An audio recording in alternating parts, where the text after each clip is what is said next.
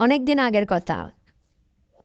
সুখিরামপুরের রাজা সুখরামের পুত্র শিখন একদিন রাজাকে বলল, আমি হরিণ শিকারে যেতে চাই। রাজা শিখনকে হরিণ শিকারে যেতে অনুমতি দিল এবং শিখন হরিণ শিকারে যেতে প্রস্তুতি নিল এবং সে জঙ্গলের দিকে যেতে লাগল।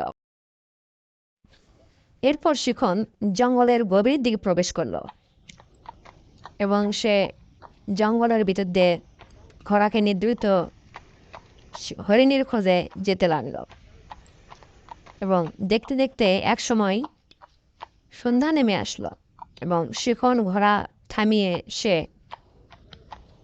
তাঁবু বানানোর জন্য জঙ্গলের অপর প্রান্তে যেতে থাকলো এবং সে জঙ্গলের ভিতরে তাঁবুর জন্য প্রস্তুতি নিল এবং সে হঠাৎ দেখতে পেল দুটি তাঁবু জঙ্গলের ভিতরে দেখা যাচ্ছে। তাই সেখানে সে দাঁড়িয়ে গেল এবং বুঝতে পারলো এখানে দুইজন বাস করে। এরপর শিখন সেখানে তাঁবু গেড়ে রাত্রি যাপন করল এবং সকাল হতেই সেই দুটি তাঁবুর কাছে সে চলে গেল এবং দেখতে পেল একটি কাঠুরি কন্যা। কে তুমি? আর এই জঙ্গলে বা তুমি কি করছো? আর এখানে কি তুমি একাই থাকো? না রাজকুমার, আমি একা থাকি না, এখানে আমার বাবা থাকে। আমার বাবা কাঠ কাটে, কাঠুরে। আমি কাঠুরি কন্যা। এরপর রাজকুমার হরিণ শিকার করতে সেখান থেকে বেরিয়ে পড়ল এবং হরিণ শিকার করতে চলে গেল। এরপর রাজকুমার হঠাৎ করে একটি হরিণ পেয়ে যায় এবং হরিণের পিছু পিছু ছুটতে থাকে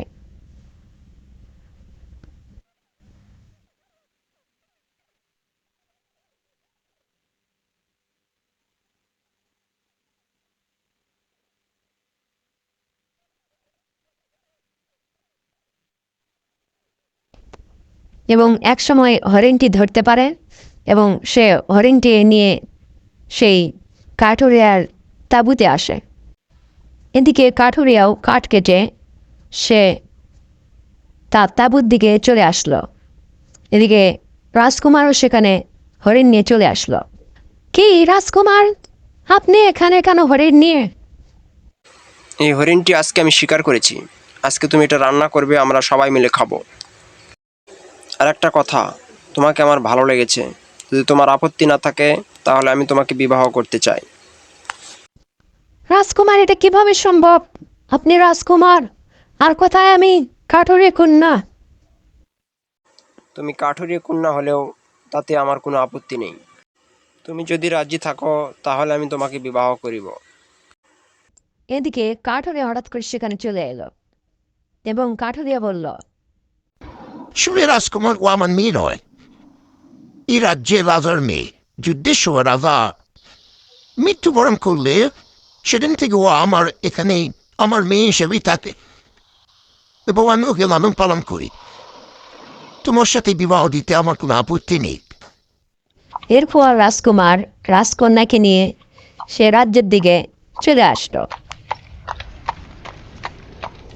এর কিছুদিন পর তাদের ধুমধাম করে বিবাহ সম্পন্ন হইল।